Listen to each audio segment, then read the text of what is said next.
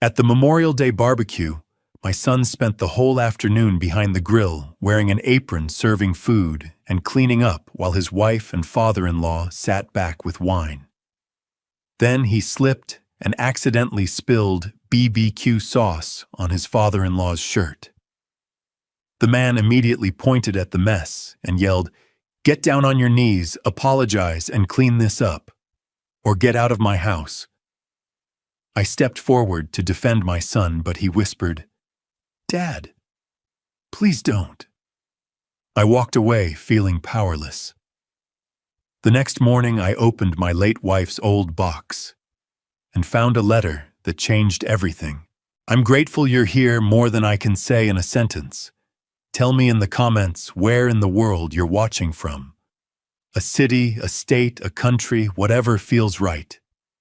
Every comment reminds me this story is reaching someone who needs it. And a quick note, some elements of this story have been fictionalized for narrative purposes. Names and settings are coincidental, but what this story has to say about family dignity and holding on, that part is meant for you." The coffee maker gurgled and hissed the way it always did at 5:45 in the morning, and I stood at the kitchen counter listening to it like it was the only voice in the house worth hearing. Which these days it was. My name is Ray Kowalski. I am 67 years old. I spent 44 years as a welder and construction foreman in Dayton, Ohio, and I have the hands to prove it, scarred across the knuckles, calloused on every pad, with a burn mark on my left thumb from a torch accident in 1987 that never faded right. Maggie used to trace that scar with her finger when we watched television at night. Said it was her favorite part of my hand because it proved I'd survived something. Maggie had been gone 3 years this past February. I poured my coffee into the blue mug she'd bought at a craft fair in Yellow Springs, the one with the small chip on the handle that I refused to throw away, and carried it to the kitchen table. The house was a 3-bedroom ranch on Clover Street in Westerville, Ohio. We'd bought it in 1994 for $112,000, which felt like an impossible amount of money at the time. We paid it off in 2008. Every room had something I'd built or fixed or repainted with my own hands.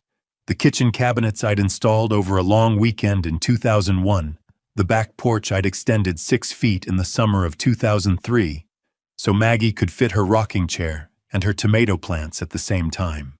It wasn't a fancy house, but it was ours. On the living room mantel, visible through the kitchen doorway, sat the photograph from our wedding day in 1981, Maggie, in a cream-colored dress, laughing at something off-camera, her dark hair catching the light. I'd looked at that photograph so many times in 3 years that I sometimes forgot I was looking at it and just thought she was in the next room. I pulled the calendar off the fridge and checked the date. Monday, May 27th. Memorial Day 2024. Danny had called 4 days ago to remind me about the barbecue. His father-in-law, Doug Marsh, was hosting the holiday cookout at his place in Springfield, family gathering the whole thing. Danny's voice on the phone had been careful in a way that made my chest tighten. Not excited. Careful. Like a man choosing his words around broken glass. "You don't have to come if you don't want to, Dad," he'd said. "I want to come," I'd told him, which wasn't entirely true. But Danny was my son, and that was the only math that mattered. I heard the side gate creak open, Pete's signal that he was coming through, rather than walking around front like a normal person. Pete Gruber had been my neighbor for 25 years, a retired electrician with a gray mustache and the particular gift of knowing when to talk and when to just sit down and drink coffee. He knocked twice on the back door out of courtesy and let himself in without waiting. "You're up early, even for you," he said, pulling out his usual chair, the one across from mine, the one Maggie used to say was Pete's chair, like it had been deeded to him. "Couldn't sleep past 4, I said. "You want a cup? You have to ask." He settled in and waited while I poured. Big day today, the Marsh barbecue. Word travels fast. Danny mentioned it when he stopped by last week. Pete wrapped his hands around the mug I set in front of him. "Ray, when's the last time that boy came home for more than 2 hours?" The question landed somewhere uncomfortable. I looked at my coffee. "He's busy." "So he's been busy for 18 months. Pete's voice wasn't accusing, just observing the way a man does when he's been watching something and finally decides to say it out loud. "I see his car pull up maybe once a month. And when he does come, that wife of his is always calling before he's even finished saying hello." I didn't answer right away, because Pete wasn't wrong, and we both knew it. In the year and a half since Danny had married Lena Marsh, something had shifted in the way he moved through the world, or at least through my world. He showed up less. He stayed shorter. He laughed the same laugh, but it didn't quite reach his eyes the way it used to. I told myself it was just marriage. Adjusting. A man's priorities reorder when he starts his own family. I told myself that every time he texted, instead of called every time a Sunday dinner got canceled an hour before because something came up on the Marsh side of things. I'd gotten very good at telling myself things. "You ever met Doug Marsh?" Pete asked. "Twice, at the wedding and at Christmas dinner last year." "What did you make of him?" I turned my coffee mug in a slow circle on the table. "He's the kind of man who shakes your hand too hard on purpose," I said finally. Pete made a sound that wasn't quite a laugh. "That's one way to put it." He looked at me over the rim of his mug. "Ray, I'm just going to say this once and then leave it alone. Something about the way Danny talks when he mentions that family it's off. I can't explain it better than that. It's just off." The coffee maker had gone quiet. The kitchen felt very still. I stood up and went to the window. The maple tree in the backyard was full-leafed and green, the kind of green you only get in Ohio in late May, before the summer heat bleaches everything pale. Maggie had planted that tree the spring after we moved in, when it was a sapling barely as tall as Danny was at the time. Now it shaded half the yard. "I'm going today," I said. "I'll keep my eyes open." Pete nodded and drank his coffee. He didn't say anything else about it, because that was the deal with Pete. He'd say a thing once, and then he trusted you to carry it. I went upstairs to change into the shirt I'd picked out the night before. Blue button-down, the plaid one I'd worn to the last birthday dinner Maggie and I had gone to together. I didn't understand why I'd chosen that shirt until I was already buttoning it up in front of the bathroom mirror, looking at my own face, the lines around my eyes, the gray that had taken over my hair completely, sometime in my early 60s, and I thought, because today feels like a day I need her close. I grabbed my keys off the hook by the door. On the mantel, Maggie smiled at something off camera. I walked out to my truck without looking back. 45 minutes on Interstate 70, heading west. Nothing but flat Ohio highway and my own thoughts. I passed the usual Memorial Day markers flags in front yards, kids on bikes, a hand-painted church sign reading, "Honor the Fallen." The kind of things you stop seeing until one day you're 67 years old and they hit you all over again and you realize the years went somewhere while you were busy. I thought about Danny, 34 years old, a civil engineer who'd graduated near the top of his class from Ohio State. He'd gotten that from Maggie, her precision, her patience with numbers. From me, he'd gotten his hands. Good hands, steady hands, the kind that knew how to fix things. For the first 32 years of his life, watching him walk into a room made me feel like Maggie and I had done at least one thing completely right.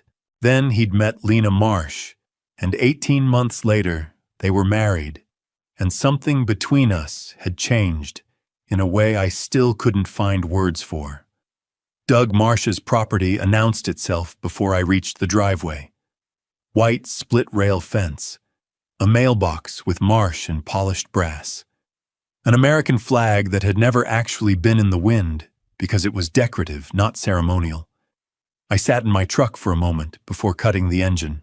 2 stories, colonial-style brick, Through the side gate, the backyard was already going country music, charcoal smoke voices carrying over each other, the way they do when people have been drinking since noon. Doug came around the house before I reached the gate.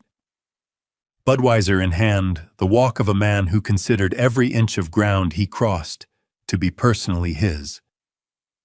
61 broad-shouldered silver hair trimmed military short.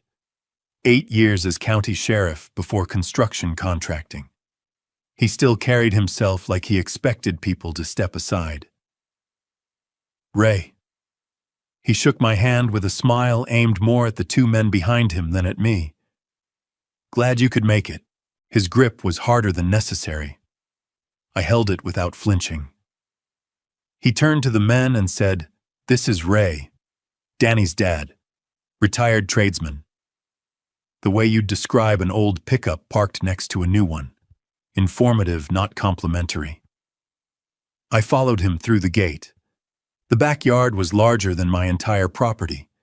Teak furniture, a built-in stone grill station, an in-ground pool with a safety net. 20-some adults spread across the yard. And there was Danny, faded blue apron over his button-down sleeves, rolled up spatula in one hand and tongs in the other. Sweat already darkening the back of his shirt before 11 in the morning. Flipping ribs, turning chicken-adjusting skewers with the focus of someone who couldn't afford a mistake. My son with a master's degree in civil engineering sweating through his shirt at someone else's grill. He looked up and saw me.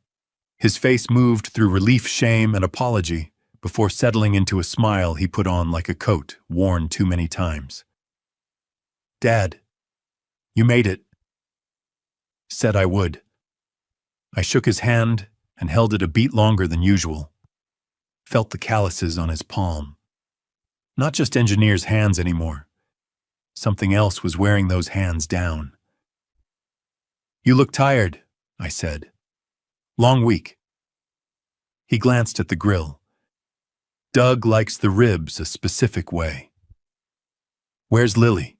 His face warmed the first genuine expression all morning. "Inside with Lena's aunt. She's been asking about you." I stepped back and looked at him. He'd lost weight since Christmas.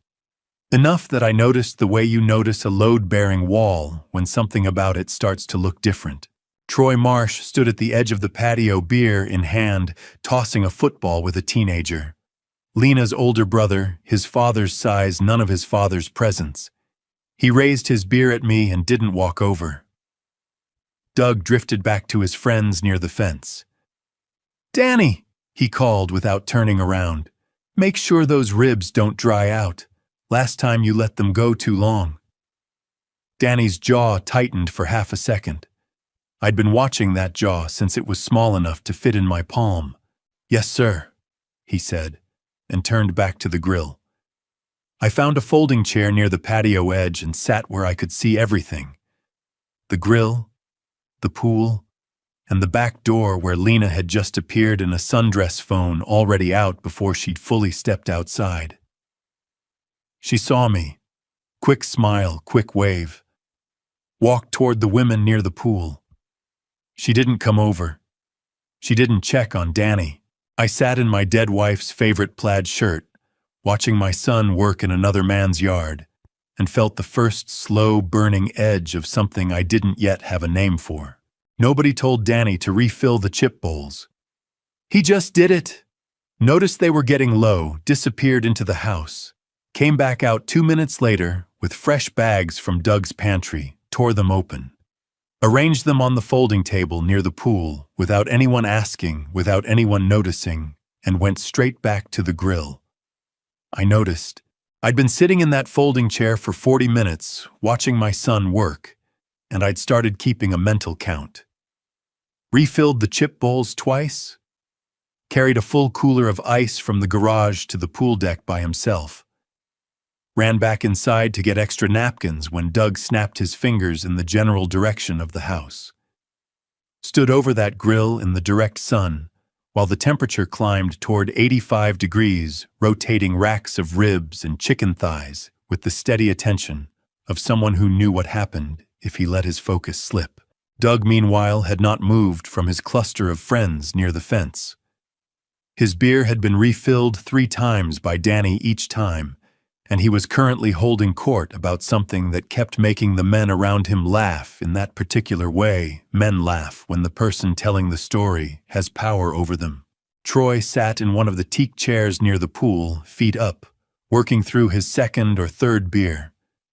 He'd thrown the football around for a while, but now he was just sitting there, with his phone occasionally laughing at something on the screen. I looked at the grill. Danny's shirt was soaked through across the shoulders now.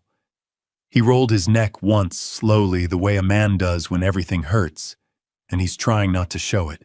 My chest felt like something heavy had been set down on it, and nobody had come back to pick it up. Then I heard its small feet on the patio behind me moving fast. Grandpa Ray, Lily hit me at full speed, both arms wrapping around my neck before I'd fully turned around. 6 years old, and all momentum this child, she'd been that way since she learned to walk, just aimed herself at things and went.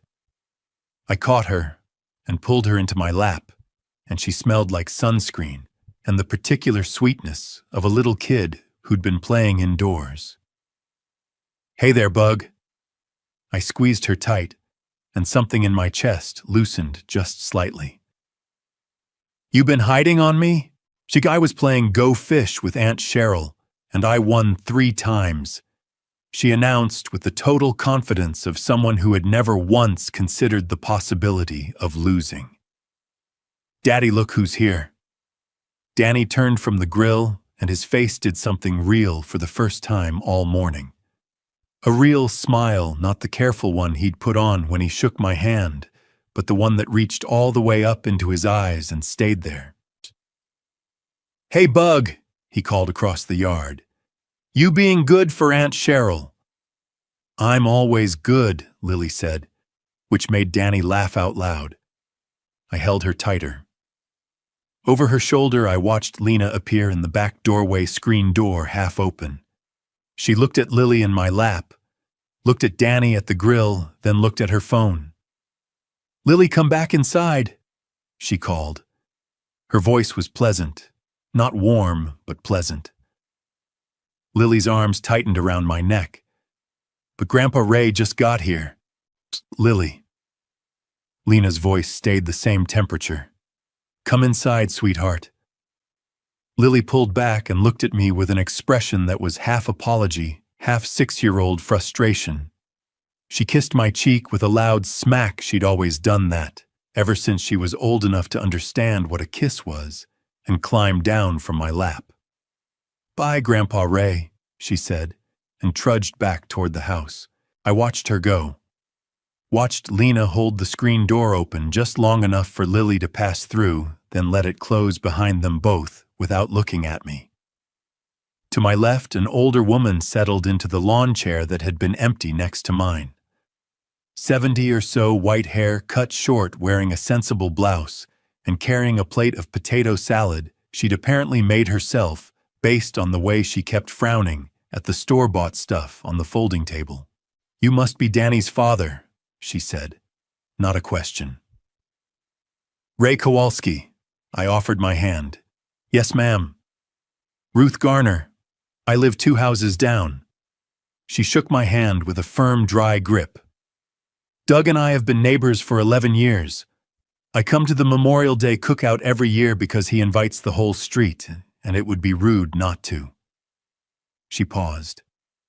"I don't particularly enjoy it." I looked at her. She had the direct, unhurried gaze of a woman who had stopped worrying about what people thought of her somewhere around age 60 and hadn't missed it since. "Your son is a hard worker," she said quietly, looking toward the grill. "He is. He's been at that grill since 9:30 this morning. I got here at 10. I turned that information over without answering. Doug had a caterer scheduled. Ruth continued, keeping her voice low and even. "Canceled them 2 days ago. Said he wanted it to feel more like a real family cookout." She looked at me. Family being a flexible term, apparently. Before I could respond, movement near the grill caught my eye.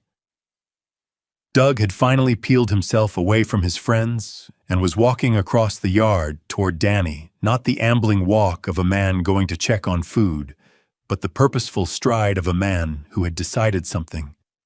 Danny saw him coming. His shoulders moved a subtle shift, barely perceptible, the kind of thing only a father would catch. Like a man bracing for weather, Doug stopped beside the grill and stared at the rack of ribs. He picked up the long-handled basting brush Danny had set on the side rack and turned it over in his hand. "These have been on too long," he said. "They've got about 10 more minutes," Danny said. "Low and slow, that's how you get them to fall off the bone. I know how to cook ribs, Danny. I've been cooking ribs since before you were born." Doug set the brush down with a sharp click against the metal rack. "Move over. Let me show you." Danny stepped aside. His jaw was set in that tight way again. He handed over the tongs without a word and stepped back, and I watched my son stand to the side of his own task, while his father-in-law took over and began explaining loudly for the benefit of the men nearby who had drifted closer exactly what Danny had been doing wrong. Ruth leaned slightly toward me. "Every year," she murmured, "it's something." I didn't answer. My hands had curled into fists on my thighs without me deciding to do it. I pressed them flat deliberately against my legs. Across the yard, Doug gestured broadly and said something that made the men around him laugh again. Danny stared at the grass. There are moments in a man's life that split time clean in two before and after. You don't always recognize them while they're happening. Sometimes you only understand what you witnessed when you're lying awake at 3 a.m, 2 weeks later, staring at the ceiling, replaying every second. This was not one of those times. I knew exactly what I was watching while I was watching it. By 1 o'clock, the backyard was at full noise.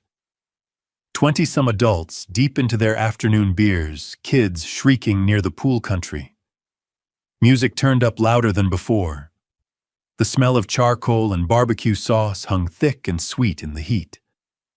Everything felt loose and loud and celebratory in the way holiday afternoons do before something goes wrong. Doug had eventually handed the tongs back to Danny and returned to his friends, but not before spending 20 minutes demonstrating his technique to an audience that applauded like he'd performed surgery. Danny had taken the tongs back without a word and finished the ribs the way he'd been doing them all along. I'd watched him do it. I'd watched the muscles in his jaw work the whole time. Now Danny was carrying the finished rack of ribs from the grill to the serving table, a large aluminum tray loaded with full slabs glistening with sauce. It was a heavy tray. He had it balanced with both hands, moving carefully across the uneven grass in the afternoon heat, sweat running down the side of his face. Doug was holding court near the center of the yard, beer raised, telling some story that had 3 men laughing before he even reached the punchline. He turned suddenly one of those broad, expansive gestures a man makes when he's performing for a crowd, and his elbow caught the edge of Danny's tray. The tray hit Danny's chest first. Then it tipped. The rack of ribs slid.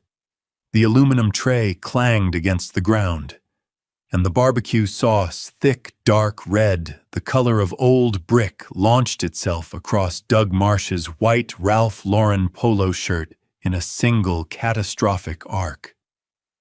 The yard went silent the way yards do when something serious happens. Not gradually. All at once. Doug looked down at his shirt, at the dark red spreading across the chest and down the front. Then he looked up at Danny. "You absolute idiot." His voice came out low and controlled, which was somehow worse than if he'd shouted. "Do you have any idea what you just did?" Danny's face had gone pale. "Doug, I'm sorry, it was an accident. You turned into me. I turned into you." Doug repeated it like the words tasted bad. "You've been carrying trays your whole life, Danny. You can't manage a simple task without making a disaster out of it." His voice was rising now, finding its volume. "This shirt costs $300. $300, which is probably what your father paid for his entire wardrobe." I stood up from my chair. Doug pointed at the tray on the ground, at the ribs scattered across the grass, at the sauce soaking into the dirt. "Pick it up," he said. "Pick every single piece up.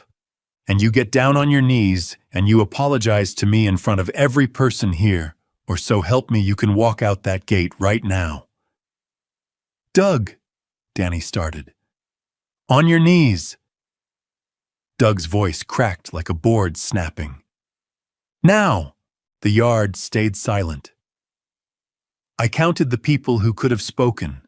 I counted 22 adults within earshot. Not one of them made a sound. Troy stared at his shoes. Lena stood near the pool with her arms crossed. Her face turned slightly away, like a woman watching something happen on a television she'd already decided not to care about. Danny looked at his wife. I watched him do it. Watched him search her face for something. Anything. A word, a step forward, a hand on Doug's arm. Lena's expression didn't change. Danny's throat moved. He swallowed something down that must have tasted like broken glass. Then he bent his knees. He went down slowly, not dramatically. Not like a man giving up, but like a man making a calculated decision about what mattered more than his pride. His knees hit the grass. The sauce-stained ground.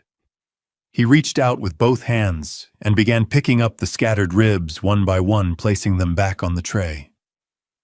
His hands were trembling. I could see it from 8 feet away, a fine vibration moving through his fingers that he was trying to control and couldn't. "I'm sorry, Doug," Danny said.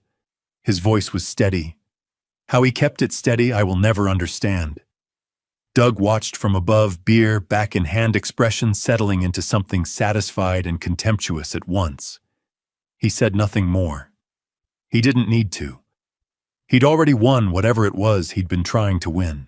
Behind Danny, a man I hadn't noticed before crouched down quietly. 50s work clothes, a gardener or handyman by the look of him, Jimmy. I'd later learn who'd worked the Marsh property for 6 years. He didn't say a word. He just picked up 2 pieces of rib from the grass and set them on Danny's tray without making eye contact with anyone. A small thing. The smallest possible thing. And the only decent thing anyone in that yard did in those 2 minutes. I was 8 steps away from Doug Marsh.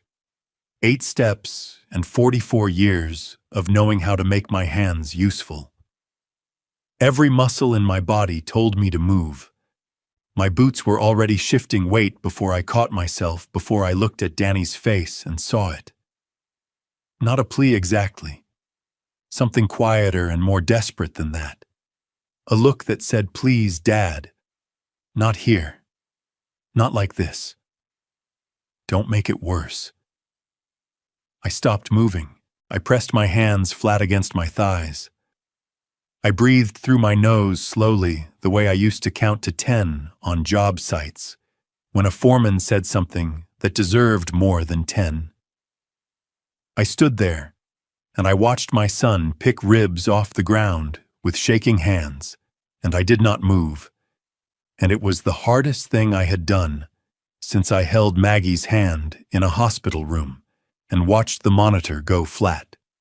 Ruth appeared beside me. She pressed a cold glass of water into my hand without a word. I took it. I did not drink it. Doug turned back to his friends. Someone laughed at something not about Danny, just the general laughter of a party resuming. And just like that, the world started up again like nothing had stopped it. Danny got to his feet. He picked up the tray. He carried it to the serving table and set it down and stood there with his back to the yard for a long moment. And I sat back down in my folding chair, glass of water in my hand, and felt something settle into place inside me. Not anger. Not yet. Something colder and more permanent than anger. Something that felt like a decision being made. 8 steps. I measured it afterward when everyone had drifted back to their conversations, and the yard had swallowed the whole thing like it never happened. I stood up from my chair, walked the distance between where I'd been sitting and where Doug Marsh had stood over my son, and counted. 8 steps. 22 feet, give or take. In 44 years of construction work, I have pulled men out of collapsed scaffolding. I have carried a 230-pound foreman on my back down 3 flights of stairs after a floor gave out in a Milwaukee job site in 1999. My hands have bent rebar-driven steel and done things that would make most people's palms ache just hearing about them. 8 steps was nothing. And yet I hadn't taken them. I was still sitting with that fact, turning it over, when I heard Lena's voice behind me. She had pulled Danny around the side of the house just past the corner, where the fence met the brick exterior. She probably thought no one could hear, but sound travels differently at the edge of a yard bouncing off walls, and I was close enough. "What is wrong with you?" Her voice was quiet, but each word landed like something thrown. "You made a scene in front of everyone, in front of his friends." "Lena, I didn't. Your dad walked into me. I was carrying a full tray, and he turned without looking." "I don't care who turned," she snapped. "You know how he gets. You know what he expects. Why can't you just be careful for one afternoon? Is that genuinely too much to ask?" "He made me get on my knees." Danny's voice cracked on the last word. Just slightly. Just enough. "He made me kneel on the ground in front of 20 people, Lena, because you embarrassed him." Her tone didn't soften. Not 1 degree. "You embarrassed him in his own home on his holiday in front of people he's known for 30 years. What did you expect him to do?" A pause. I could picture Danny's face the way it went, careful and controlled, when he was holding something back that he didn't trust himself to say. "I expected you to say something," he said finally. "1 word, that's all. I looked at you and you turned away. Dear, don't put that on me." Her voice dropped lower. "Don't make this my fault." "Lena, go clean up and come back out," she said. "We'll talk about this later. Not here." I heard her heels on the brick path heading back toward the pool. My hands were clenched so tightly on the armrests of that folding chair that I could feel the metal edge cutting into my palms. I made myself let go finger by finger. Made myself breathe. Ruth materialized beside me again, lowering herself into her chair with the careful precision of a woman whose knees had opinions.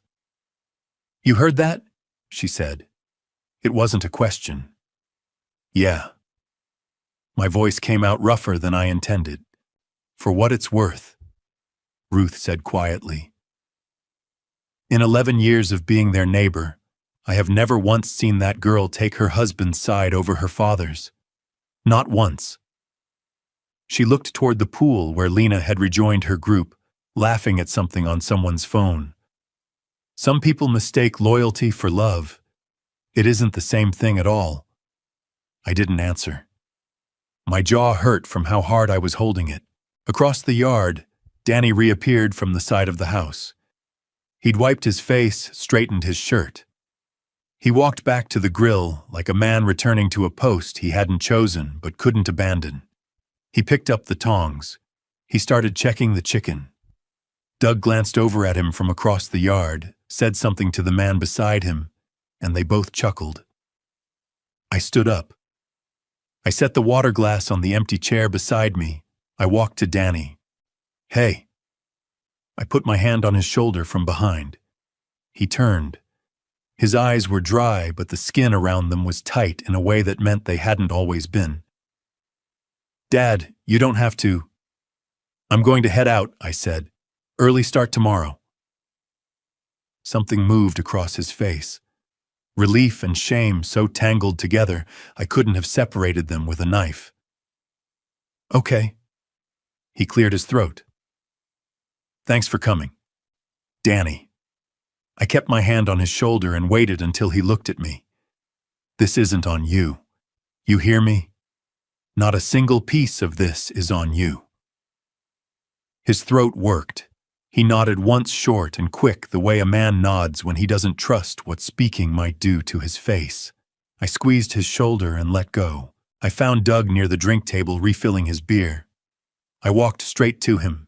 He turned when he heard me coming, and his expression shifted into the practiced smile he kept ready for occasions that required it.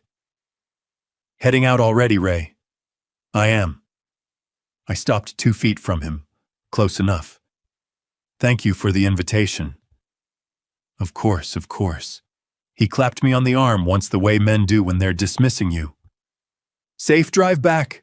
I looked at him for one long moment. Looked him straight in the eye. We'll talk again soon, Doug, I said. Something in my tone made the smile flicker. Just for a second, a small hesitation behind the eyes, the look of a man who has just heard a statement he can't quite categorize. Then the smile returned full wattage. Anytime, he said. I walked to my truck without looking back. I sat behind the wheel with the engine off for a long time. The sounds of the party carried faintly through the closed windows, music, laughter, the ordinary sounds of a holiday afternoon. In my chest, something had gone very quiet. Not the quiet of peace. The quiet of a decision that's already been made and is just waiting for the rest of you to catch up. My phone buzzed. Danny. A text. Sorry you had to leave early. Thanks for coming, Dad. My son apologizing to me. For something done to him. I set the phone face down on the passenger seat. Then I started the engine, pulled out of the driveway, and called Pete. I didn't sleep. I tried. I lay down around 10, stared at the ceiling until midnight, moved to the couch. Stared at that ceiling until 2, then gave up entirely and went to the kitchen. I made a pot of coffee I didn't need and sat at the table in the dark with my hands wrapped around a mug that had gone cold before I remembered to drink it. The house made its nighttime sounds around me, the furnace cycling on and off, the refrigerator's low hum, the creak of the third floorboard in the hallway that I'd been meaning to fix for 6 years and somehow never had. Maggie used to say that creak was the house talking. Old houses have things to say.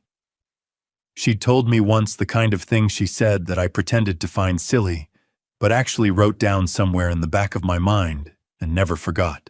I looked at her photograph on the mantel. Maggie had told me something 3 weeks before Danny's wedding. We were in this same kitchen, at this same table, and she was in the middle of a chemo week, the bad kind, the kind that made her hands shake and her appetite disappear completely, and she'd reached across the table and put her hand over mine. Ray, she'd said, I need to tell you something, and I need you to actually hear it. I'm listening, I'd said. I don't trust that family. She said it plainly without drama, the way Maggie said everything that mattered. I can't explain it properly. It's not the money or the house or any of that. It's the way Doug Marsh looks at Danny, like Danny is something he can use. She squeezed my hand. Promise me you'll watch out for our boy. I'd told her she was worrying too much. I told her the chemo was affecting her judgment, which was a terrible thing to say, and I knew it the moment the words left my mouth. She'd pulled her hand back and looked out the window and said, You'll see what I mean eventually, Ray. I just hope it's not too late when you do. I'd been replaying that conversation since I pulled out of Doug Marsh's driveway yesterday afternoon. Pete knocked at 6:30, same as always, and let himself in through the back door. He took one look at me sitting at the kitchen table in yesterday's clothes, with 4 empty coffee mugs lined up in front of me, and pulled out his chair without saying a word. I poured him a cup. He drank half of it before either of us spoke. How bad? He said. You're bad enough." I told him what happened. The tray, the sauce, Doug's voice, Danny on his knees. I told it flat, without editorializing the way you tell a thing, when you're afraid that if you let any feeling into your voice, the whole structure of you will come apart. Pete listened without interrupting. When I finished, he turned his mug in a slow circle on the table. "Ray," he said, "this isn't the first time." I looked at him. 2 months ago. Pete said Danny pulled up out front on a Sunday night. Must have been 11 o'clock. I was on the porch, couldn't sleep bad back, you know how it is. His car sat in front of your house for 40 minutes. Engine off, just sitting there. Pete looked at me steadily. He never came in. After 40 minutes, he started the car and drove away. The bottom of my stomach dropped somewhere I couldn't locate. "You never told me that," I said. "Didn't think it was my place." Pete wrapped both hands around his mug. "But I've been thinking about it since, and I think that boy drove 45 minutes to sit outside your house because he needed to be near something solid, and he couldn't make himself knock on the door." He paused. "That's not a man who's doing fine, Ray. That's a man who's disappearing." I pressed the heels of my hands against my eyes until I saw white spots. Then I dropped them to the table. "What do I do, Pete? You already know what you do." He said it quietly, without hesitation, like a man who'd been thinking about this answer for a while. "You call Carol Higgins." Carol Higgins had handled Maggie's will and estate paperwork 3 years ago. Sharp, direct, no wasted motion. The kind of lawyer who explained things once clearly and expected you to keep up. Maggie had liked her immediately. Said she had honest eyes. "What's Carol going to do about Doug Marsh?" I said. "I don't know yet," Pete said. "But what happened yesterday in that yard wasn't just a family argument, Ray. A man publicly humiliated your son and forced him to kneel on the ground. That's not nothing. And if there's more going on, if this has been building, then you need someone who knows what they're looking at." I stared at the table, at the grain of the wood worn smooth in the spots where Maggie and I had rested our arms for 30 years. "Maggie told me," I said, 3 weeks before the wedding. "She told me exactly this." Pete didn't say anything. "She put her hand over mine right here at this table, and she said she didn't trust that family." My throat tightened, and I told her she was overthinking it. Pete reached across the table and put his hand on my forearm, the way men our age do when words aren't going to cover it. He left it there for a moment, then pulled it back. "Call Carol," he said. "Today." I nodded. I stood up, looked at Maggie's photograph on the mantel. "I know," I said to her. "You told me." Then I picked up my phone and realized there was something I needed to do before I made that call. Something I'd been avoiding for 3 years, sitting in a cardboard box at the top of my closet. The box had been sitting on the top shelf of my bedroom closet for 3 years, 2 months, and 11 days. I knew the exact count because I'd put it up there the morning after Maggie's funeral, when the house was still full of people bringing casseroles and flower arrangements, and I'd needed something to do with my hands that wasn't shaking them. I'd carried her things upstairs, set the box on the shelf, and told myself I'd go through it when I was ready. I was still not ready, but I pulled a chair from the hallway and climbed up for it anyway. The box was heavier than I remembered, or my arms were weaker, probably both. I carried it to the bed and set it down on Maggie's side, which I still thought of as Maggie's side, even though no one had slept there in 3 years. The bedspread was the same one she'd picked out at a home goods store in Columbus in 2019, pale blue with white stitching along the edges. She'd held up 3 different options and asked my opinion, and I'd said they all looked fine, and she'd said that was absolutely no help at all. and we'd laughed about it the whole drive home. I sat on the edge of the bed and looked at the box for a moment. Then I opened it. The smell hit me first, something faint and specific that I couldn't name, but recognized immediately as her. Not perfume exactly, just Maggie. The particular combination of the hand lotion she used and the pages of the library books she was always returning late. And something else underneath that I had no word for, only the knowledge that it belonged entirely to her and nowhere else in the world. My chest cracked open like a fault line. On top was the book she'd been reading when she went into the hospital the last time, a paperback mystery with a cracked spine and a bookmark still wedged in at page 212. She never found out how it ended. I picked it up and set it carefully aside. Underneath was a string of small wooden beads she'd worn every Sunday to church for 20 years. Her reading glasses with the tortoiseshell frames, a photograph of the three of us, me, Maggie, Danny, taken at Put-in Bay on Lake Erie the summer Danny turned 16. We'd rented a golf cart and gotten completely lost, and Maggie had laughed until she cried. Danny had his mother's eyes in that photograph. He still did. I set the photo on the nightstand and kept going. Near the bottom of the box, tucked between a folded cardigan and a small spiral notebook, I found the envelope. It was standard letter size, white, unsealed. Danny's name on the front in Maggie's handwriting, the careful, slanted print she used when something mattered, different from her quick, everyday cursive. No stamp, no return address, just his name. My hands were not steady when I picked it up. I sat there for a long time with that envelope in my hands, turning it over. It was clearly a letter she'd written for Danny and never sent or never had the chance to send. The flap was folded in, but not glued. Whatever was inside, she hadn't considered it finished. I should have set it back in the box. It wasn't mine to read. I told myself that clearly and directly, and then I unfolded the flap and took out the single page inside. Her handwriting filled about 3/4 of the page. The date at the top was February 14th, Valentine's Day, 7 months before she died, during a period when she'd still been strong enough to sit at her desk in the mornings and write. Danny, she'd written.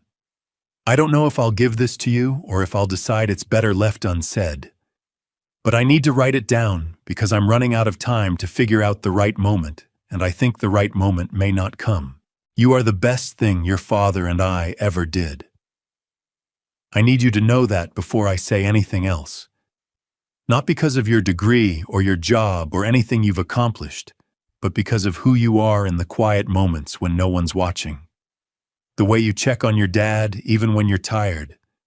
The way you got on the floor to play with Mrs. Henderson's granddaughter at the block party last summer because she was sitting by herself and you noticed. That's who you are. I'm worried about you. I'm worried in the way that mothers worry when they can see something their child can't see yet because he's too close to it. The family you're marrying into, I want to be wrong about them. I'm trying very hard to be wrong. But something in me keeps saying that you are going to be asked to make yourself smaller than you are, to fit into a space that was never built for you. Please don't do that. Please don't get so used to making yourself small that you forget your actual size. Your father will watch out for you. He doesn't say much, but that man has never once in his life walked away from something that needed protecting. When things get hard, and I think they might let him help you, don't try to protect him from it. You're more alike than either of you will ever admit. I love you more than I know how to say. More than this page can hold. Mom. I sat on the edge of that bed for a long time. My face was wet, and I hadn't noticed when that started.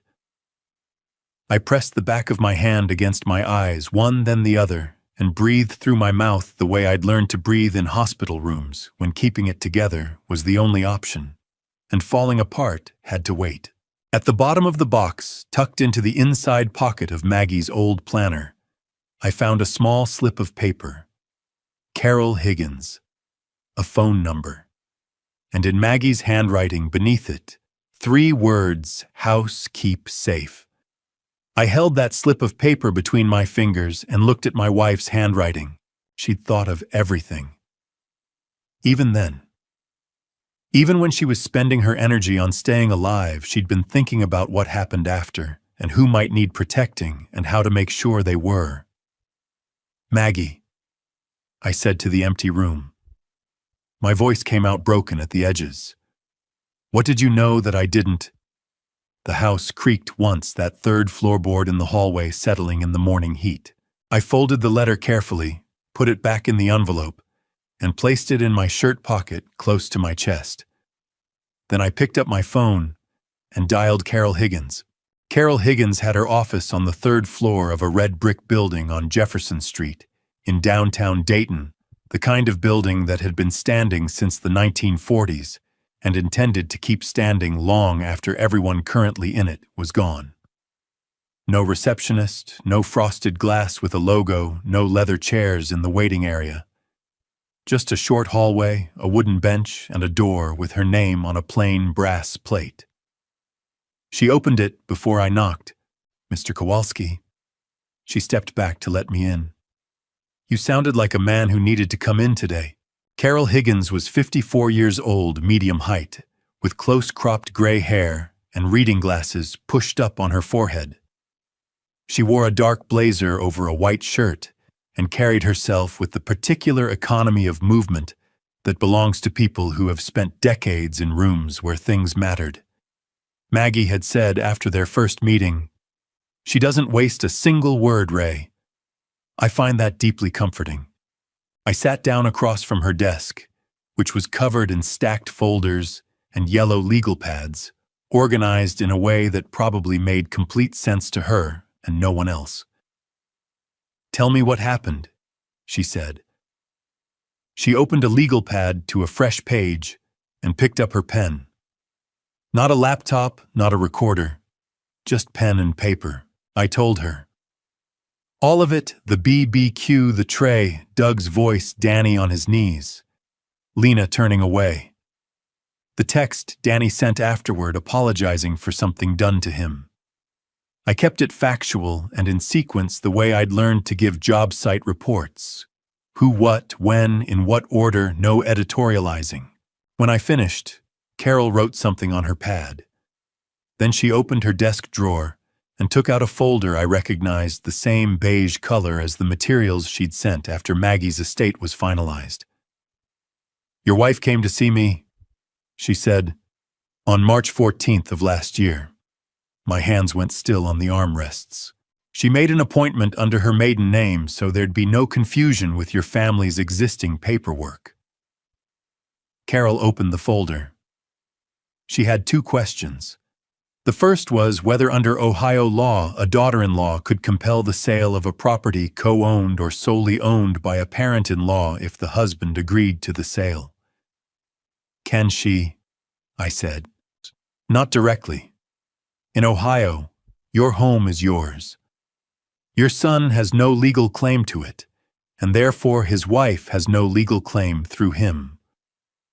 However," Carol held up one finger, "if your son were to be listed as a co-owner on the property, or if you were to transfer any portion of the deed to him, his spouse could then petition for her share of that asset in a divorce proceeding."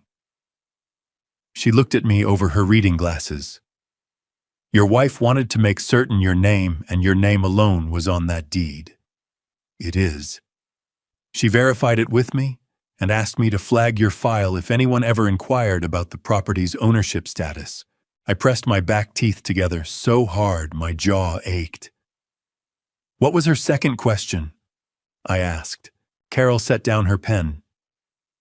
"She asked me whether it was possible that someone could be deliberately cultivating a relationship with her son for the purpose of gaining access to that property's value." She paused. I told her it was possible, but that I'd need more information to advise her further. She said she'd come back when she had more. Carol closed the folder. She never came back.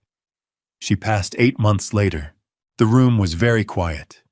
Through the window behind Carol's desk, I could hear the muffled sound of downtown traffic, ordinary Tuesday afternoon in Dayton, people going places, the city moving on the way cities do. Your home, Carol said carefully, was assessed last year at $340,000. That's significantly above the neighborhood median. The reason is the 30 years of improvements you've made to the property, the additions, the renovation work, the structural upgrades. Work you did yourself. She turned her legal pad toward me so I could see the number she'd written. Doug Marsh has a professional relationship with the county assessor's office. His contracting company has done work on 2 municipal buildings in the last 4 years. He would have access to property valuation data that isn't publicly posted. Like he knew what my house was worth, I said. I believe he's known for some time. I sat with that information the way you sit with something that confirms what you already suspected, but hoped you were wrong about. It didn't make me feel better to be right. It made me feel the way you feel when a doctor shows you an X-ray and points to the thing you were afraid would be there. What can you do? I said. Quite a bit, actually. Carol picked up her pen again.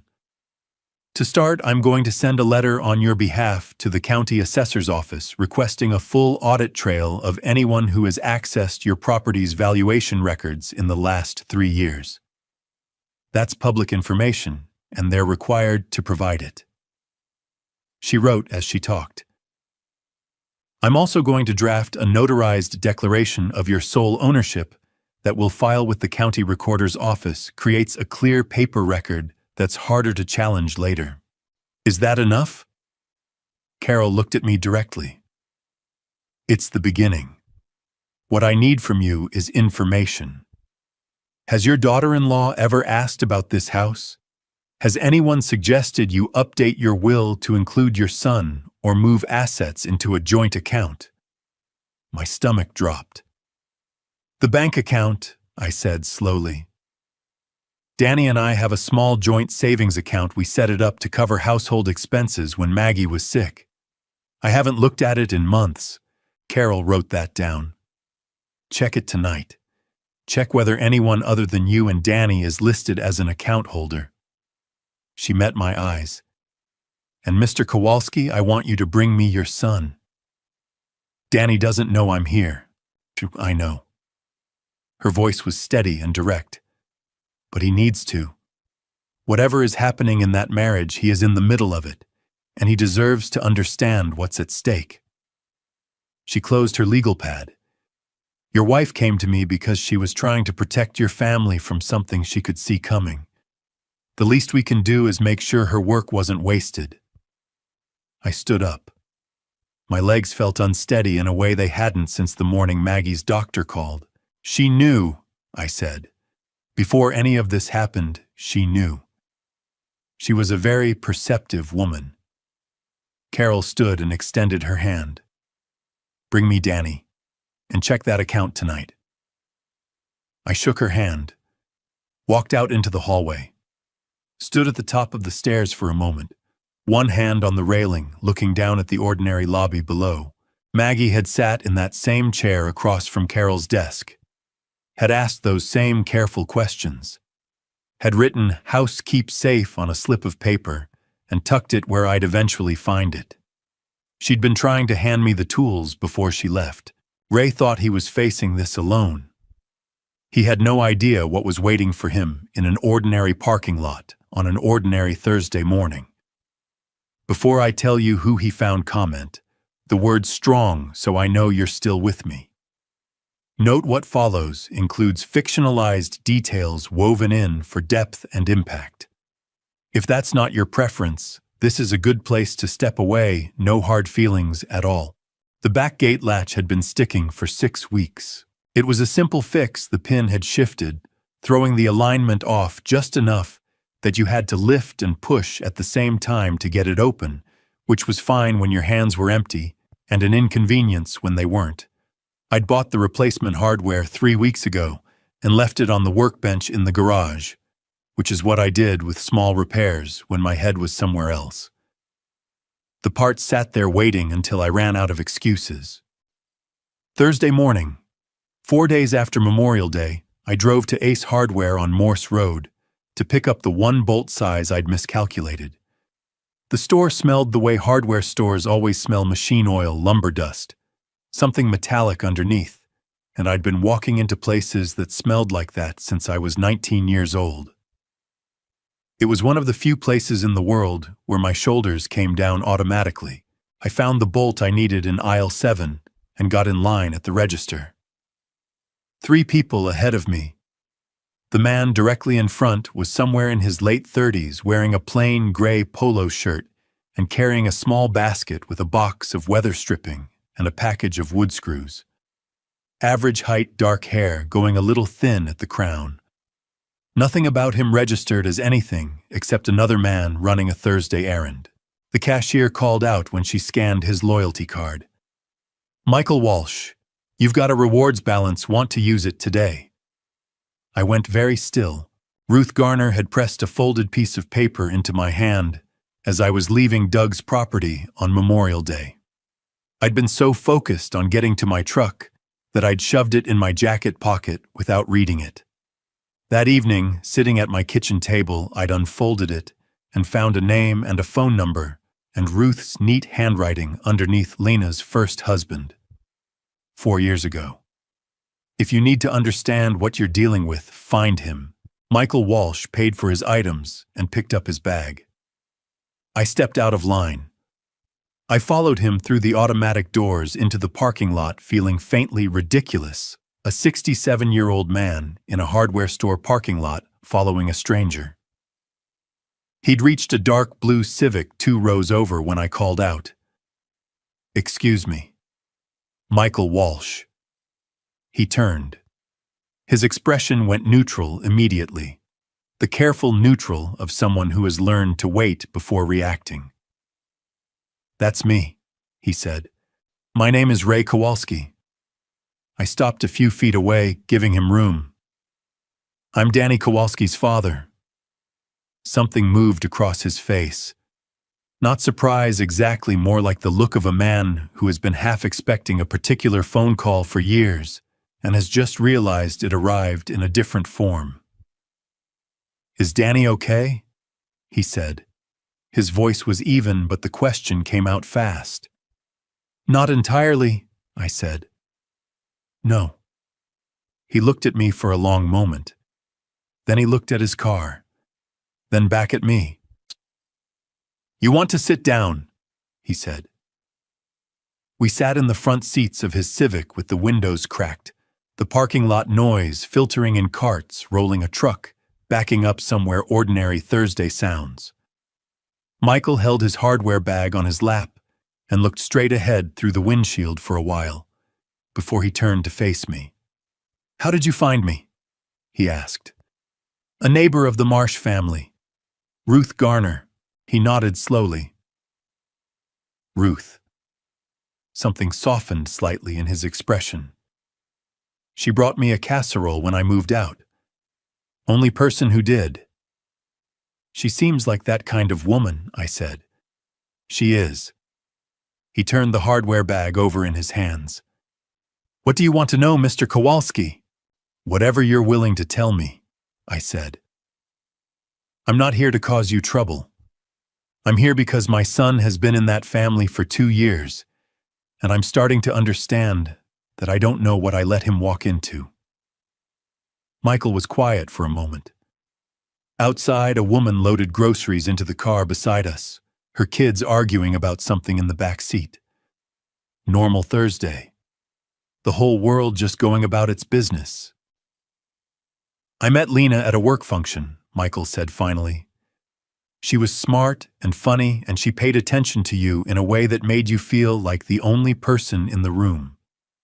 We dated 8 months and got married." He paused. I was 34. I thought I knew what I was doing. "When did things change?" I asked. "They didn't change so much as reveal themselves." He said it carefully, like he'd thought about the exact wording before.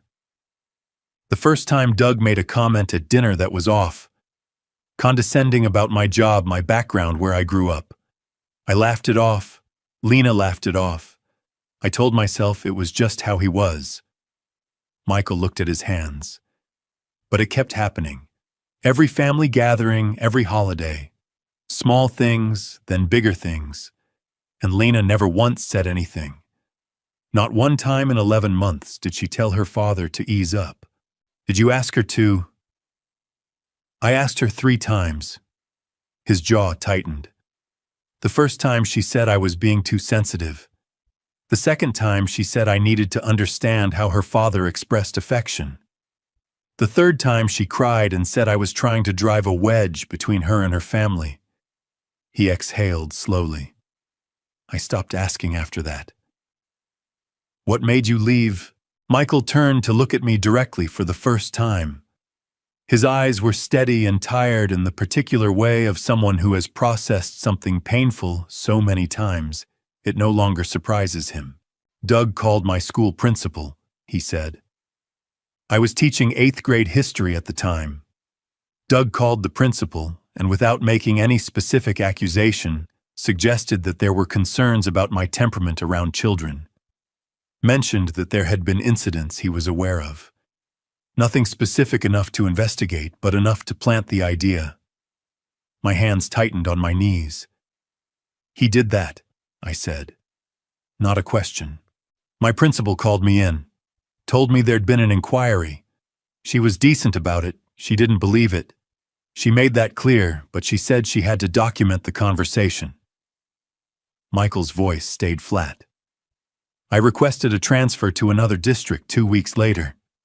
Doug won without ever saying anything provably false. And Lena said her father was just protective. He said it without heat, which was almost worse.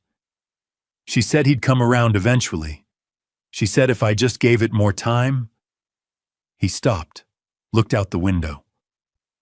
I filed for divorce 4 months after the transfer. Lena signed the papers without much argument, and I moved to the north side and didn't look back. I'm sorry, I said. Don't be. He looked at me with an expression that was complicated and honest. I got out. Your son is still in it. He paused. What is Doug doing to him? I told him. The BBQ, the tray, the knees on the ground. Michael listened without interrupting, and when I finished, he nodded once slowly, like a man hearing a diagnosis he already knew was coming. That's escalation, he said quietly. When I was there, it was comments, phone calls, pressure. What you're describing is worse. He met my eyes. Mr. Kowalski, whatever you're planning to do it soon. We sat in that parking lot for another hour and 40 minutes. I know because I checked the time when I finally opened the car door to leave, and it was 20 past 2 in the afternoon. I'd pulled in at 12:40. The hardware store had cycled through 2 full waves of lunchtime customers and was quieting down toward the slow part of the afternoon, and neither of us had noticed. There's something else, Michael said after a pause that had stretched long enough that I'd thought we were done. He was still looking through the windshield. His hands were flat on his thighs now, no longer moving. Something I didn't tell you yet because I was still deciding whether to. Take your time, I said. He turned to face me. When I was doing research after the divorce, trying to understand what had happened, trying to put it in some kind of framework that made sense, I found another family. Here in the county. About 8 years ago. What kind of family? A couple named Tilden. Gary and Sharon Tilden over in Beaver Creek. Gary was a machinist, owned his property, outright good-sized lot, old farmhouse, been in his family 2 generations. Michael's voice was measured factual. Doug's company did some contracting work near their property. Around the same time, a young man started showing up in Sharon Tilden's life. Friend of a friend, the way those things start. He and Sharon's daughter dated for almost a year. And the relationship ended. Within 8 months of it ending, Gary Tilden had signed over a right-of-way easement across the back quarter of his property to a development LLC. Michael looked at me. The LLC traced back to a holding company. The holding company had Doug Marsh's name on the original incorporation papers. My mouth went dry. The Tildens didn't know, I said. Gary Tilden thought he was signing a minor utility agreement. The language was buried in a 4-page document his neighbor, who turned out to have a professional relationship with Doug's company, helped him fill out. Michael shook his head. By the time Gary understood what he'd signed, the easement was recorded and legally binding. He consulted a lawyer. The lawyer told him it would cost more to fight than the land was worth. So Doug just took it, piece of it, enough. Michael turned back toward the windshield. I don't know if he sent that young man deliberately or if it was coincidence. I've never been able to prove the connection, but the pattern fits. He paused. Your house, Mr. Kowalski, your son's marriage, it fits. I sat with that for a moment. The parking lot noise continued around us, indifferent, ordinary. Someone dropped something metal nearby and it rang out sharp and clear against the asphalt. Michael. I said, I need to ask you something directly. Go ahead. Would you be willing to meet with my attorney? Tell her what you told me, the school, the principal, what you found about the Tildens. I kept my voice level. Not a deposition, not a courtroom, just a meeting. What you know matters, and she needs to hear it from you directly. The silence stretched. Michael looked at his hands again. I've been afraid of Doug Marsh for 4 years, he said quietly. I moved across town. I changed which grocery store I use. I drove a different route to work for 6 months because I was worried about running into someone connected to him. He exhaled, long, slow, the sound of a man releasing something he'd been holding for a long time. I'm tired of being afraid of him. You wouldn't be doing it alone, I said. My attorney is Carol Higgins. She's thorough and she's careful and she doesn't make promises she can't keep. And whatever happens, I'll be in that room. Michael turned to look at me. Something had shifted in his expression.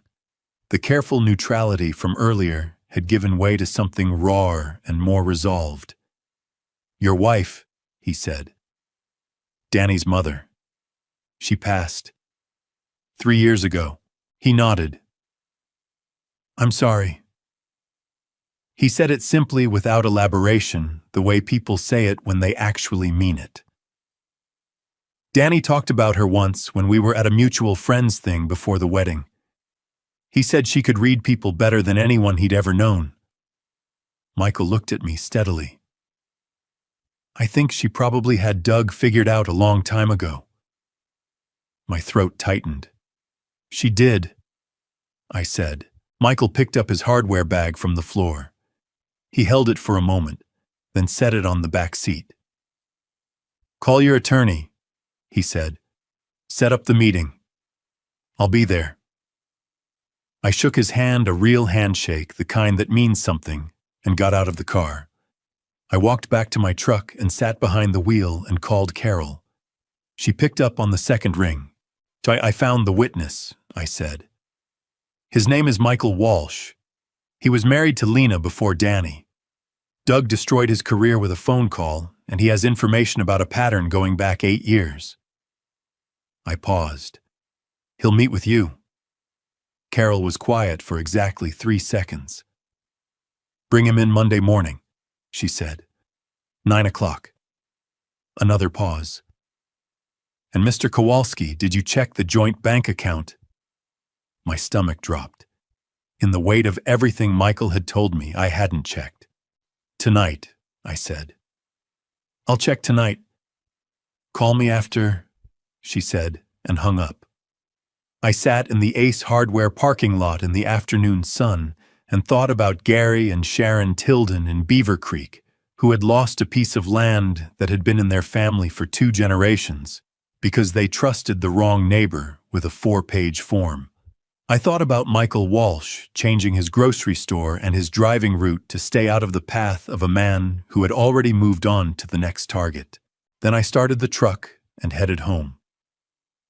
Tonight I would open the joint account Danny and I shared and find out exactly how far in this Lena had already reached. And whatever I found there would tell me whether what I was dealing with was careless or calculated. I already knew which one it was going to be. I got home at 3:15 and went straight to the kitchen drawer where I kept the paper bank statements. I'd never switched to online-only billing. Maggie had set up the joint account with Danny back in 2021 when her treatments were making it hard for her to manage household bills easier. She'd said to have Danny able to cover things if she had a bad week. After she passed, Danny and I had kept it open.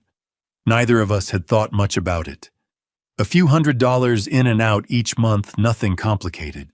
The statements were rubber-banded together in the second drawer, most recent on top. I pulled out the last 3 months and spread them on the kitchen table under the overhead light. May, April, March. The account holders listed at the top of each statement were the same on all 3: Raymond T. Kowalski, Daniel R. Kowalski, and a third name added in February that sat there on the page like something that didn't belong. Lena M. Kowalski. I stood at the table and read it 3 times. Then I sat down. In Ohio, adding an authorized signatory to a joint checking account requires the written consent of all existing account holders. Either Danny had agreed to this and hadn't told me, or someone had found a way around that requirement.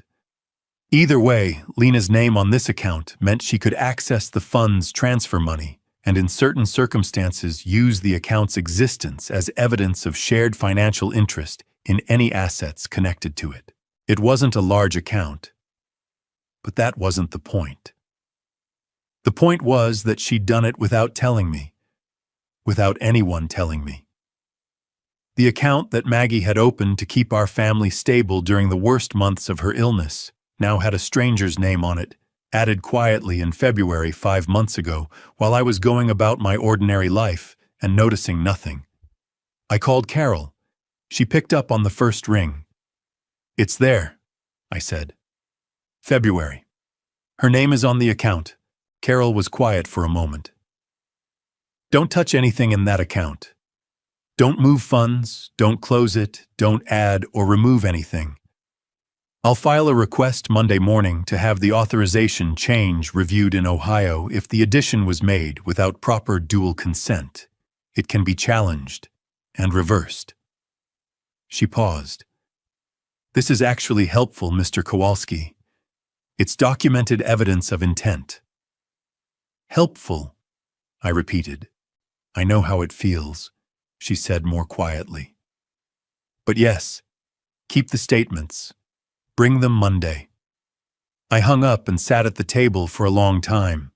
The kitchen was cooling down as the evening came on. I hadn't turned the heat back up after the warm afternoon, and I could feel the temperature dropping the way Ohio evenings do in late May, that particular shift that reminds you winter was only recently gone and isn't entirely finished with you. My phone rang at 8:45, Danny's name on the screen. "Hey," I said. "Hey, Dad." His voice had that careful quality again, the one I'd been hearing more of lately, the walking on glass sound. "You doing okay?" "I'm fine. You?" "Yeah." A pause that lasted a beat too long. "Long week." "Danny." I kept my voice even. "Talk to me." He exhaled, the sound of a man deciding something. "I don't know where to start." "Start anywhere." Another pause. Then, "I almost quit before I got married. Did you know that I almost called off the whole thing?" His voice was quiet but steady. "About 3 weeks before the wedding, Doug said something at dinner. I can't even remember exactly what it was now, something about my salary, about what I could realistically provide for Lena. And Lena she laughed along with him. And I sat there thinking, this is what the rest of my life looks like. My chest hurt. What stopped you? Lena cried, he said. That night after dinner, she cried and told me her dad was just protective, that he didn't mean it, that he loved me in his own way, and I just needed to give him time. He paused. She looked so genuine, and I loved her dad. I really did. I know you did, son. She told me 2 months ago she was pregnant. His voice changed on that word, softened in a way that made my throat ache. I've been thinking about that baby every single day. Working harder, trying not to react when Doug says things, telling myself it's temporary, that once there's a child in the picture, everything shifts. He stopped. But something's been off. She hasn't mentioned a doctor's appointment. Hasn't talked about anything, names, due dates, anything. And when I asked last week, she changed the subject. I gripped the phone tighter, but kept my voice neutral. What are you thinking? I don't know, he said. I don't want to think what I'm thinking. His voice cracked slightly at the edges. But Dad, I called her OB's office today. Just to ask about scheduling. They have no record of her as a patient. The room went very still around me. Danny, I said carefully. I know. His voice dropped to almost nothing. I know what that probably means. I needed to say it out loud to someone before I figure out what to do with it. My son had been carrying that all day. Going to work, driving home, eating dinner, carrying the weight of something that would knock most men flat, and calling me at 8:45 when he finally couldn't hold it alone anymore. Come over, I said. Tonight. Right now. Lena's here, I can't just... tell her you're going to check on your dad. Tell her anything, but come over, Danny. A long silence. I could hear him breathing on the other end of the line. Okay, he said finally. Give me 30 minutes. He was there in 25. I heard his truck pull up before I saw his headlights through the kitchen window. He came in through the back door the way he'd come in his whole life, and sat down at his usual chair at the kitchen table, the same chair he'd sat in since he was 8 years old doing homework while Maggie cooked dinner. He looked hollowed out, not broken. Danny had too much of his mother in him to break easily, but hollowed like something essential had been quietly removed, and he was still running on what was left. I poured 2 cups of coffee without asking, sat down across from him, pushed 1 cup toward him. He wrapped both hands around it and stared into it like it had something to tell him. Dad, he said. What do I do? I looked at my son across the table that had held every important conversation of our lives together. First, I said, I need to show you something. I got up and got the bank statements from the counter, set them on the table in front of him. Watched his eyes find the 3rd name on the account. Danny's face went through 3 distinct things in about 4 seconds. Confusion, then understanding, then a grief so clean and sharp it hurt to watch. She never asked me, he said. His voice came out flat. I never signed anything. I know, I said. Carol Higgins is handling it. Danny looked up. You've already talked to Carol. I have, I said. And Danny, there are things I need to tell you. About what I've been doing this past week. About what Carol found, and about a man named Michael Walsh. My son's eyes sharpened. The hollowed look shifted into something more alert. Tell me, he said. I talked for 2 hours.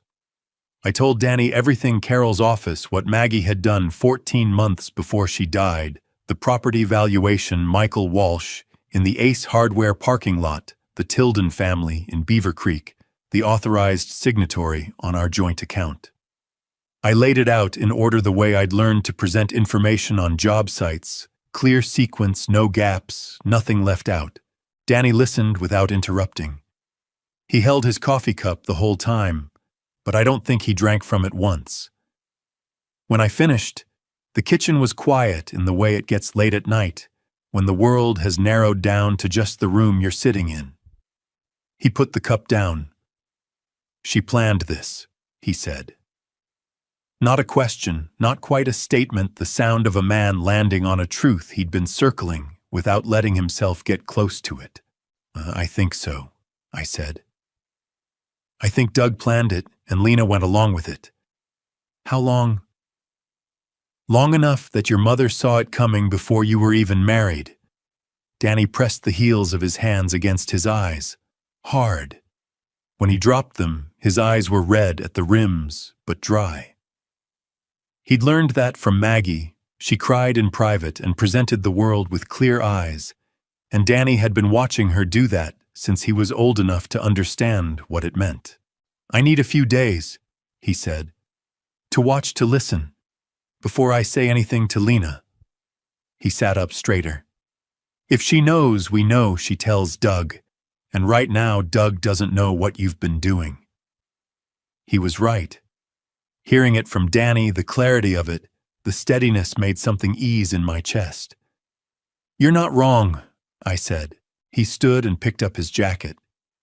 Then he stopped and looked at me with an expression I hadn't seen in a long time, open, direct, very young. The face of the boy who used to come home from school and tell me things he hadn't told anyone else. "Dad," he said, "I'm sorry I didn't tell you sooner. About all of it. I kept thinking I could handle it on my own." He paused. "I was trying to protect you." The back of my throat burned. "I know," I said. "I was doing the same thing." He left at 11:15. I watched his taillights disappear around the corner, then went to bed, and for the first time since Memorial Day, actually slept. 6 days passed. Danny texted regularly, short, careful messages, telling me he was watching and holding steady. Carol confirmed the Monday meeting with Michael had gone well. Pete came for coffee twice, didn't push, just sat with me the way he always had. The ordinary machinery of daily life kept turning even while everything underneath it was shifting. On the 7th day, Danny called mid-morning. "Can Lily come over this afternoon?" he said. "She's been asking about you, and I just need a few hours, Dad." He didn't explain what the hours were for. I didn't ask. "Send her over," I said. Lily arrived at 1 o'clock with her pink rabbit backpack and a set of colored pencils she'd apparently decided needed to go everywhere with her. She came through the back door at full speed and wrapped both arms around my waist before I'd finished saying her name. "Grandpa Ray, I missed you," she announced into my shirt. "I missed you too, Bug." I held on a moment longer than usual. She smelled like the strawberry shampoo Maggie used to buy in bulk because it was Danny's favorite as a kid, and the coincidence of that hit me somewhere behind the sternum. We settled at the kitchen table. Lily spreading her pencils out with the seriousness of a surgeon, laying out instruments me with my coffee. The late spring afternoon light coming through the window over the sink, that particular gold that made even the old linoleum look warm. She drew in concentrated silence for 20 minutes, tongue between her teeth, pencil moving with complete authority. I watched her and felt something in me slow down and breathe. Then she looked up. "And Grandpa Ray, hunt," she said, "is our house for sale." My coffee cup stopped halfway to my mouth. "What makes you ask that, Bug?" She went back to her drawing, talking the way 6-year-olds talk, as if what she was saying was no more significant than the weather. "Because I heard Mommy on the phone with Grandpa Doug. She said your house is really pretty, and it would sell for a lot of money." She frowned and selected a different pencil. "Are we going to move in with you? Because my bedroom at home has better light for drawing." My chest felt like something had reached in and squeezed it bare-handed. Nobody's selling any houses, sweetheart, I said. My voice came out steadier than I expected. Your Grandpa Ray's house stays right where it is.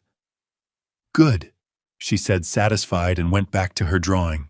I sat across from my 6-year-old granddaughter and thought about Doug Marsh talking to Lena about my house like it was already a transaction waiting to close. Thought about Maggie writing house keep safe on a slip of paper.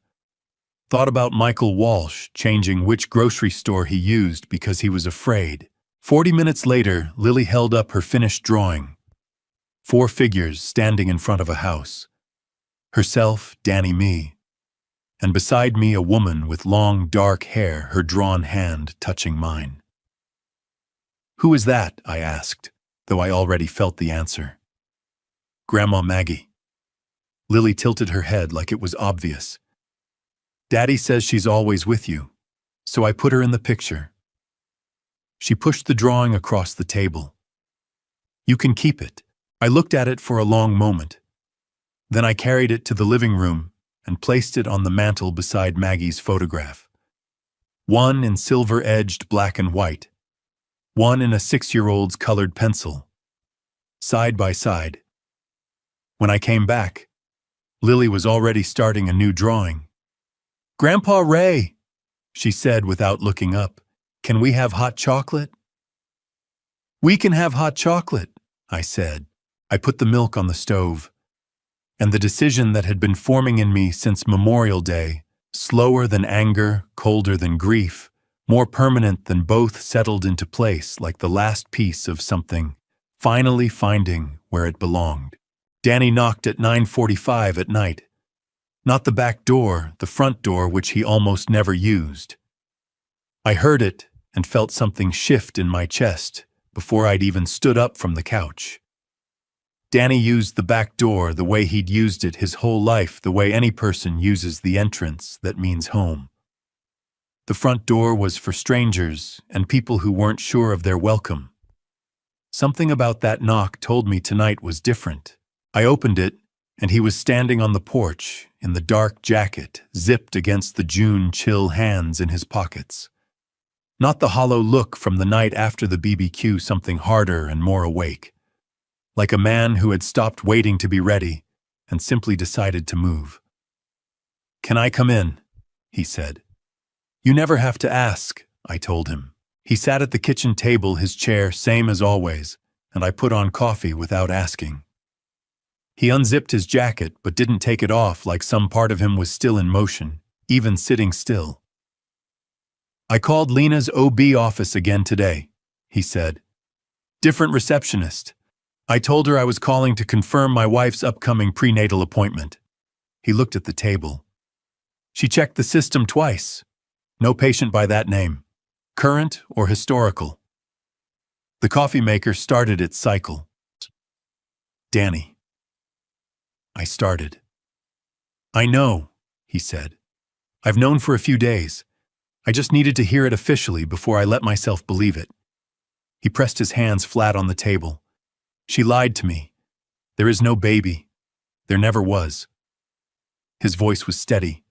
That scared me more than if he'd been shaking. When I got home tonight, he continued.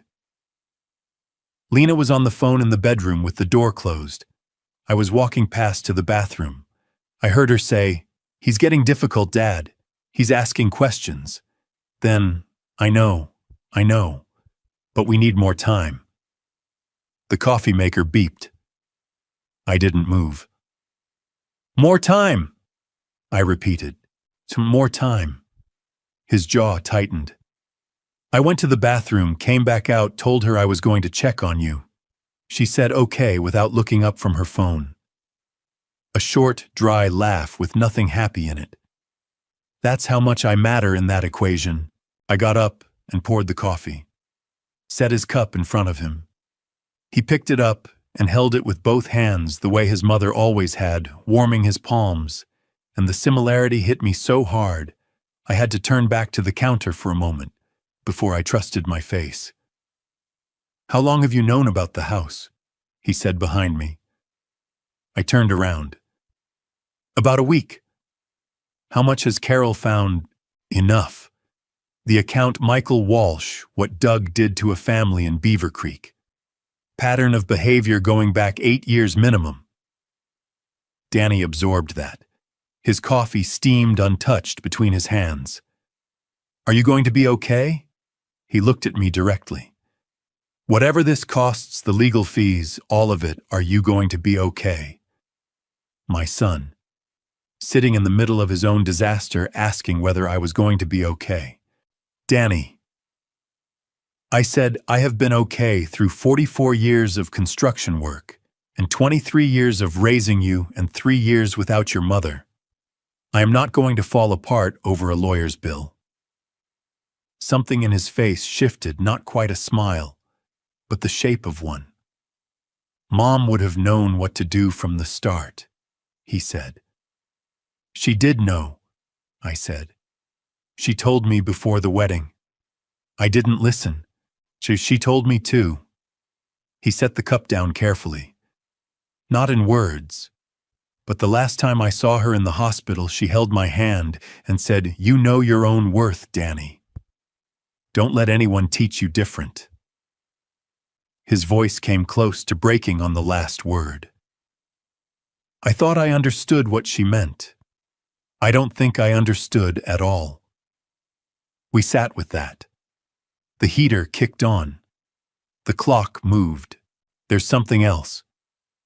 He reached into his jacket and put a folded piece of paper on the table. I found this in the desk in our bedroom tonight. It's a printout of your property assessment, with notes in Doug's handwriting in the margin. I unfolded it. My address. The assessed value $340,000, and in the margin in Doug's handwriting, spring timeline. D to convince R, split after. Danny to convince Ray, split the proceeds after. My hands were completely steady. I'd expected rage. Instead, what I felt was something colder and more clarifying, a picture coming fully into focus after a long time of squinting at something blurred. He wrote this down, I said. He wrote it down. Danny's eyes were bright, not with tears, but with the intensity of someone who has been confused for a long time and has just had everything become painfully clear. What do we do with this? I refolded the paper, placed it flat on the table between us. We give it to Carol, I said. First thing tomorrow morning, and then you're going to need to make some decisions about Lena. Not tonight, when you're ready. He nodded, picked up his coffee and drank, set it down. I was so sure I loved her, he said.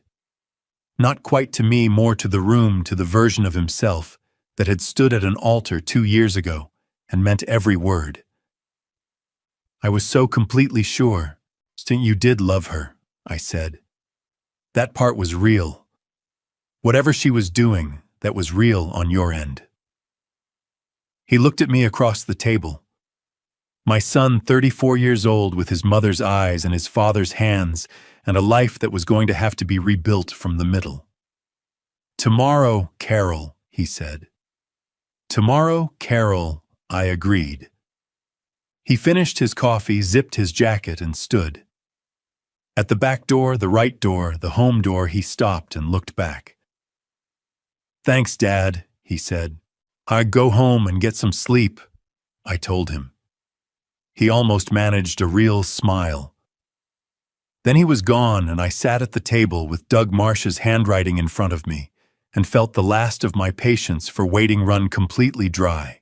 We were in Carol's office at 8:30 the next morning.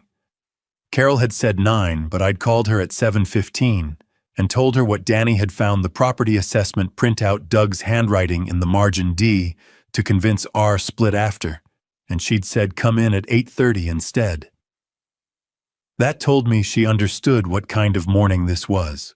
Michael Walsh was already there when Danny and I arrived, sitting across from Carol's desk with a cup of coffee and the composed look of a man who had spent 4 years getting ready for something and had finally shown up for it. He stood when we came in. Danny looked at him. You're Michael Walsh. I am. Michael extended his hand. You're Danny. Yeah. Danny shook it and held it a beat. I'm sorry about what happened to you. Michael looked at him steadily. I'm sorry it happened to you too. Let's make sure it stops here. Carol came in 30 seconds later, coffee in one hand, legal pad in the other, reading glasses already on. She looked at the three of us, pulled her chair out, and sat down without ceremony. All right, she said. Show me what you found. Danny put the folded printout on her desk. Carol unfolded it, read it again. Her expression didn't change, but she wrote something on her legal pad in the quick, decisive way she had. This is Doug Marsh's handwriting, she said to Danny. I've seen it on checks and documents for 2 years. Yes. And you found it in your home, a shared space you have legal access to. In the desk in our bedroom. Yes. Carol nodded and set the paper aside. Michael, I've reviewed your statement from Monday. One more thing directly. The call Doug made to your principal. Do you have any documentation? Michael reached into the folder he'd brought. My principal wrote me a memo documenting the inquiry, dated on school letterhead. He set it on her desk. She retired 2 years ago, but I have her contact information. Carol read it, wrote something, looked up. Sixim. Here's what we have, she said, leaning forward in the way she did when she shifted from gathering to deciding. A documented pattern, an unauthorized addition to a joint bank account, a property assessment with handwritten notations indicating intent to influence the sale of your home. She looked at me. A former son-in-law's testimony establishing prior behavior and reputational harm. A school administrator's memo confirming Doug Marsh made an unsubstantiated inquiry about a teacher's fitness. She paused. And a wife who told her husband she was pregnant when she was not, and who added her name to a financial account without proper dual consent. The room was quiet. Outside, Jefferson Street was doing its ordinary morning business. What does that get us? Danny asked. Leverage, Carol said plainly. We are not taking Doug Marsh to criminal court. What he's done straddles the line of civil liability in ways that would make prosecution expensive and slow. What this evidence does is make Doug Marsh understand that continuing costs him significantly more than stopping. How, I said. We send him a letter. Not threatening, not accusatory, factual. We inform him that we hold documentation relating to an unauthorized bank account modification, a property valuation with handwritten notations indicating third-party intent to influence the sale of a private residence, and testimony from a previous family member regarding a pattern of targeted harassment. Carol picked up her pen. We make no demands. We don't threaten legal action. We simply inform him the documentation exists and is held by counsel. And we let Doug Marsh do the math. Danny leaned forward. That's it. Just a letter. Doug Marsh spent 30 years as a county sheriff and 15 years as a contractor with municipal relationships, Carol said. He understands what it means when someone has documentation and has handed it to a lawyer. Men like Doug don't respond to confrontation. They respond to the cost-benefit calculation getting unfavorable. Michael nodded from his chair. When I left, he let me go, he said quietly. Because pursuing me cost more than the value I represented. This is the same principle. What goes in the envelope besides the letter? I asked. Copies, Carol said. The bank statement, the property assessment printout, a one-paragraph summary of Michael's statement enough to show it exists. She met my eyes. And one handwritten note from you, Mr. Kowalski. Brief, your own words. Keep it under 4 sentences. No threats. I picked up the pen she slid across the desk. I wrote Mr. Marsh. I am a 67-year-old man who built everything I have with his own hands. I know what it costs, and I know what it's worth. I want my son and my granddaughter left alone. I believe you understand what I'm telling you. I put the pen down and slid the paper back to Carol. She read it, looked up. "That'll do," she said. She spent 40 minutes assembling the package. Danny and Michael sat on either side of me while she worked the three of us quiet in the way people are quiet when something important is being done, and words would only get in the way. When she sealed the envelope, she looked across the desk. "Certified mail this afternoon. Return receipt. He'll have it by tomorrow." She looked at Danny. "Be prepared for Lena to know about it quickly. Whatever you need to do on your end, do it before she calls you." "I know," Danny said. "I've been ready for that conversation." Carol stood. We all stood. "Mr. Kowalski," she said, extending her hand. "Your wife was a smart woman." "The smartest I ever knew," I said. I picked up my jacket and walked out of Carol Higgins's office with my son on my left and Michael Walsh on my right into the ordinary hallway of an ordinary building on an ordinary morning in Dayton, Ohio. The envelope was sealed. It was done. Now we waited. Waiting is its own kind of work. I'd learned that during Maggie's illness, the hours in waiting rooms, the days between scan results, the discipline of keeping your hands busy and your mind from running too far ahead. You can't rush certain things. You can only make sure you've done everything within your reach, and then stay steady while the rest moves at its own pace. I fixed the back gate latch the morning after we left Carol's office. Took 20 minutes. I don't know why I'd let it sit for 6 weeks. Doug received the certified letter on Tuesday, June 11th. Carol called to confirm the return receipt had come back signed. The envelope was in his hands. Whatever he did with that information was now his decision to make. Danny called me that evening. "She knows," he said the moment I picked up. "How did she take it?" Quietly. She came home, sat down at the kitchen table, looked at me like she was deciding something. Then she said, "My father got a letter today." I said I knew. She said, "From your attorney." I said yes. He paused. Then she asked if I wanted her to leave. My hand tightened on the phone. "What did you say?" I said I needed a few days to think. She nodded and went upstairs. "We've barely spoken since." Another pause. "Dad, I don't feel what I thought I'd feel. I thought I'd be devastated. I'm just tired. I'm so tired of it." "That's not nothing," I said. "Tired means you've been carrying it long enough." "Yeah," he said quietly. "I think so." Wednesday. Pete came for coffee. We sat on the back porch because the morning was clear and cool, and the maple was doing something beautiful with the early light. Pete didn't ask about Doug or Carol or any of it. He talked about his daughter's new house in Cincinnati, a woodworking project in his garage, a documentary about migratory birds he'd found unexpectedly moving. I listened and drank my coffee and felt the specific relief of sitting next to someone who wasn't asking anything of you. "You look better," Pete said at one point. "I feel clearer," I said, which was the closest I could get to the truth. Thursday, Carol called. The county assessor's office had responded to her records request.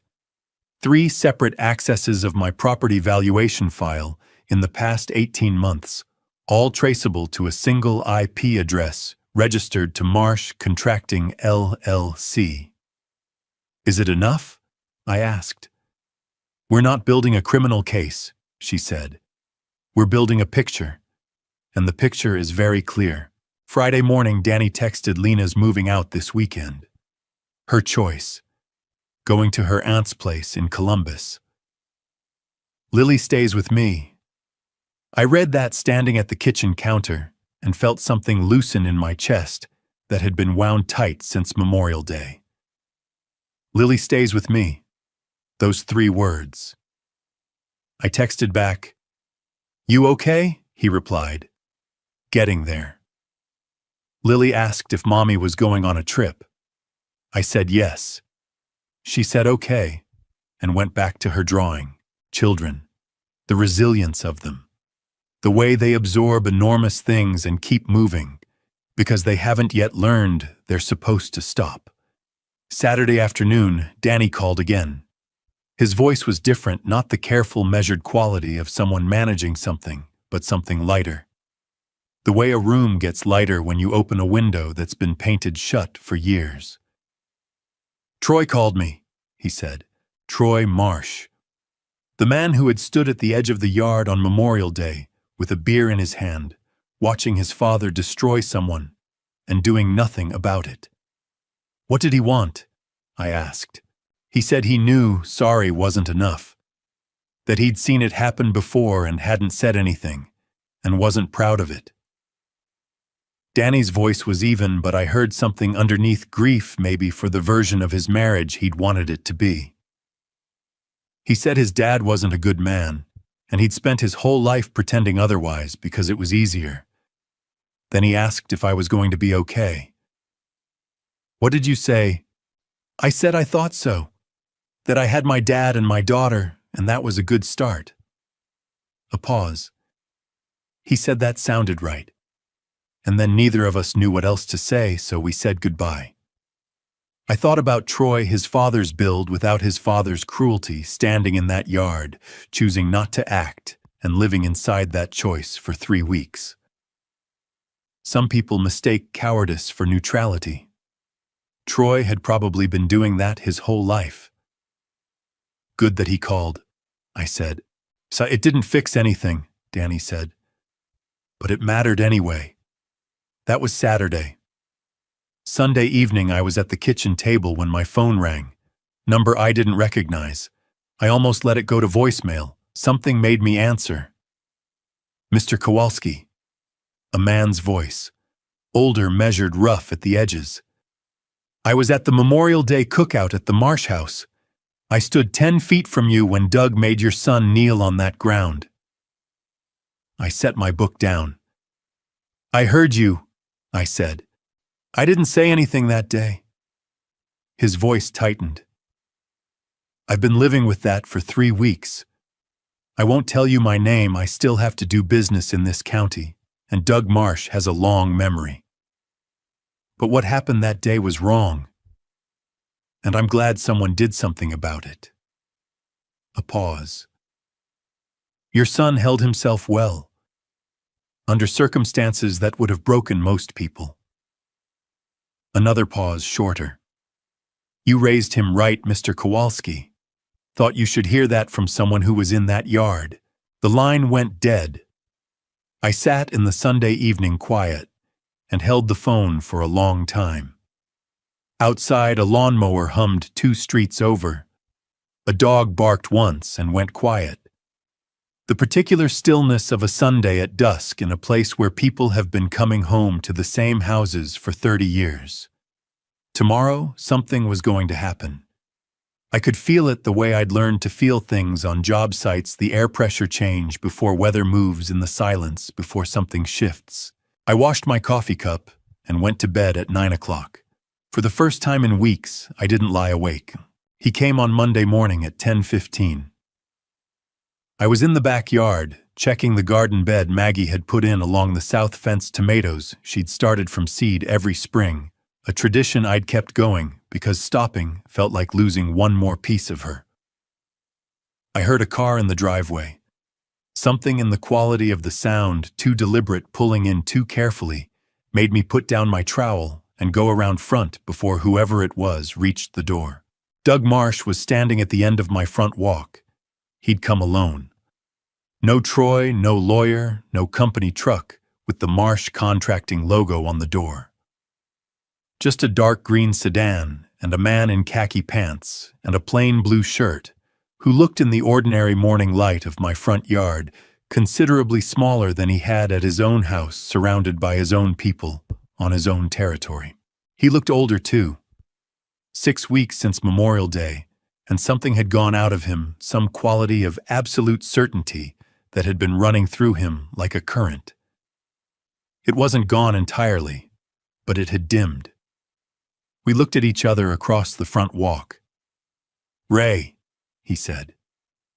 "Doug." I stepped back from the doorway. "Come in." He hesitated just a moment, just enough for me to see it. Then came up the steps and through the front door. I led him to the kitchen because that was where conversations happened in this house, where they had always happened. Whatever this was, it was going to happen at that table. He sat. I went to the coffee maker. "Black," I said.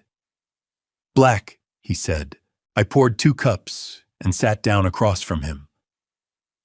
Outside the window, the maple was moving in the morning breeze, the same maple Maggie had planted 30 years ago, when it was a sapling barely taller than Danny.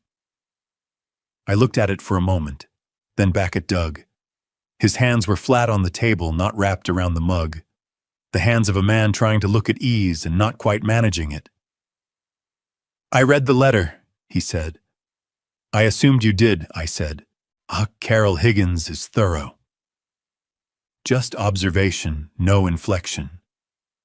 "She is," I agreed. He looked up. His eyes were gray and direct and still carried some of that old authority, the eyes of a man who had spent decades having the final say in rooms. But there was something else in them now. The look of a man who has run the numbers and arrived at an answer he doesn't like. "What do you want?" he said. I let the question sit for a moment. "I want my son left alone," I said. "Him and Lily. No involvement from your direction. No phone calls, no pressure, no opinions about decisions that aren't yours to make." I kept my voice level. "That's what I want." Doug turned his coffee mug in a slow circle. "And the documentation your lawyer has. That stays with Carol as long as it needs to. If Danny and Lily are left alone to rebuild their lives, then there's no reason for any of it to go anywhere. You're not asking for money," he said. "I don't want your money, Doug." I let that land. "I never wanted anything from you except for you to treat my son like a human being. You didn't do that, so now we're here instead." He was quiet for a moment. The kitchen clock ticked. The maple shifted outside. "Troy told me he called Danny," he said. His voice had changed slightly, not soft, but less armored. "Danny mentioned it." "Troy's not like me." He said it simply like a fact he'd spent a long time making peace with and hadn't entirely managed. He never was. I used to think that was a problem. I'm not sure anymore. I didn't answer that. It wasn't my job to make Doug Marsh feel better about his son. He reached into his shirt pocket and took out a folded document, set it on the table and slid it across to me. "So, Carol Higgins told me this morning what she needed to see before any conversation could happen," he said. I had 2 hours. I unfolded it. A notarized authorization removing Lena's name from my joint bank account with Danny, signed witnessed, dated that morning. Beside it, a second document, a written statement relinquishing any claim or interest in the property at my Clover Street address, signed by both Doug and Lena. I read both carefully. Then I set them down. "I'll have Carol verify these," I said. "That's fine." Doug picked up his coffee for the first time and drank. "Lena's not a bad person," he said quietly. "She got raised wrong. That's on me." I looked at him across the table, 61 years old, silver-haired, sitting in my kitchen, with his hands flat and nothing left to control. "I can't tell you whether Lena is a good person," I said. "What I know is that Danny loved her genuinely, and she let him do it while helping herself to whatever she could reach. What you do with that is your business." He nodded once, the nod of a man accepting a verdict. He stood, picked up his jacket, and looked around the kitchen at the cabinets I'd built at Maggie's photograph visible through the doorway. Something moved across his face that I didn't try to read. "You built all this yourself," he said. "Most of it," I said. He looked at it one more moment. Then, "It shows." He walked to the front door and let himself out. I heard his car start back out and drive away until the engine blended into the ordinary sounds of the neighborhood and disappeared. I sat at the table with 2 signed documents and a half-full cup of coffee and the sound of the maple moving outside. Then I picked up my phone and called Carol. "He came," I said. "I know," she said. "He called my office this morning before he came to you. He asked what it would take to make this go away quietly. I told him to go talk to you first." A pause.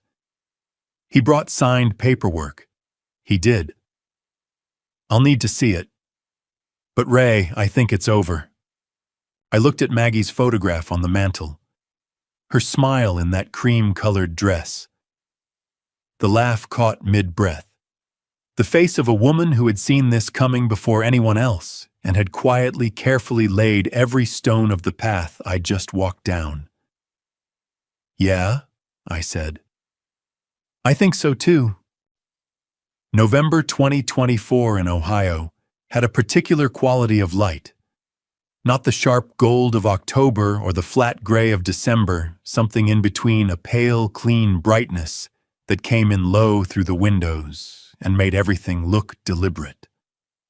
Like the world had slowed down enough to look at itself clearly before winter arrived and covered everything up. I was at the stove at 7:30 when I heard Danny's truck in the driveway, eggs in the cast iron pan. Maggie had bought at an estate sale in 1993. Bacon from the butcher on 5th Street, thick-cut, the kind that fills the whole kitchen before it's halfway done. Sourdough from the bakery 2 streets over. Coffee already made and hot. 5 months had passed since Doug Marsh sat across from me at this table with his hands flat and his certainty dimmed. 5 months since Carol had said, "I think it's over," and I'd looked at Maggie's photograph and agreed. The divorce had been quiet. Lena signed everything without much argument, the same way Michael Walsh had described it years before. She took what the settlement allowed and moved on. Danny let her go without anger, which told me everything I needed to know about where he'd arrived. About 3 weeks after Lena moved out, Lily had asked Danny if Mommy was coming back. Danny texted me about it that night, how he'd sat down on the floor right where he was standing, held his daughter close, and told her that Mommy loved her, and that some things change, but that never would. Lily had listened carefully. Then she'd asked if she could have a grilled cheese sandwich. Danny made her one. I read that text at the kitchen table and felt something I could only describe as gratitude for the specific, ordinary resilience of a 6-year-old who could hold sadness in one hand and a grilled cheese in the other. The back door opened. Lily came through first, as always, at full speed. "Grandpa Ray," both arms around my waist, face pressed into my back. "It smells so good in here." "Bacon will do that. Go wash your hands." "They're clean." "Go wash them anyway." She went, footsteps loud in the hallway, and Danny came in behind her. He looked good. Not the performed fine I'd been watching him hold together for months, actually good. Color in his face, shoulders settled, moving through my kitchen like a man who knew exactly where he was. "Morning, Dad." He poured himself coffee without asking, the way he'd done his whole adult life. "You sleep okay?" "Better than I have in months." "You..." Lily woke me up at 5:30 to tell me she dreamed about a horse. He said it the way a man says something when his life has finally returned to a size he can carry. "Normal Saturday." I laughed. "A real one. We ate the way we used to." Lily doing most of the talking. Danny and I exchanging looks over her head, the conversation moving from school to a bird she'd seen in the yard, to a complicated situation between two classmates, she explained with the gravity of a UN mediator. After the plates were cleared, Lily took her colored pencils to the living room. Danny and I stayed with our coffee. "I've been thinking about what I want to do next," he said. "Work, where I live, all of it." "What are you thinking?" "I want to find something closer to here." He wrapped both hands around his mug the way Maggie always had. "Not because I need you to look after us. Because Lily should know her grandfather. Because mornings like this should happen more than they don't." He looked at me steadily. "I spent 2 years letting myself get pulled further from everything that was actually mine. I don't want to do that anymore." My throat tightened. "That sounds right," I said. I got up and went to the kitchen drawer. Not the one with the bank statements, the other one with the things I kept, because I couldn't throw them away. The envelope had been waiting there since the morning I'd found it in Maggie's box. I set it on the table in front of him, his name on the front, her handwriting. He looked at it for a long moment without touching it. "Is this from Mom?" "She wrote it before she passed," I said. "I've been holding on to it." He picked it up carefully, the way you handle something that might not survive rough handling. He turned it over. His jaw worked once quietly. "I'm going to read this tonight," he said. "After Lily's asleep. Is that okay? It's yours. Read it whenever you're ready." He put it in his jacket pocket close to his chest. From the living room, Grandpa Ray come see what I drew. Lily held up the drawing with both hands. It was the backyard, the maple tree drawn big and full in the center of the page, the way it looked in late spring before the leaves turned. Beneath the tree, she'd drawn a bench. 2 people sitting on it. "Who's that?" I asked. She pointed to the smaller figure. "That's you." And the other one. She picked up a brown pencil and added a few more strokes to the second figure's hair. "Grandma Maggie," she said without looking up. "She sits with you sometimes," Daddy said. I looked at the maple tree she'd drawn, every leaf a different shade of green, the way only a child would think to do it. "Can I keep this one too?" I asked. "I made it for you," she said, like it was obvious. I carried it to the mantel and set it beside her drawing from the summer, the one with all 4 of us standing in front of the house. 2 pictures now side by side. Maggie in silver and black, Maggie in colored pencil, both looking into the same room. Outside, the maple was dropping its last leaves across the lawn. In the mailbox was a small card with no return address. One line inside in handwriting I didn't recognize. "Thank you for not giving up. Your son is lucky, so is she." No signature. I didn't need one.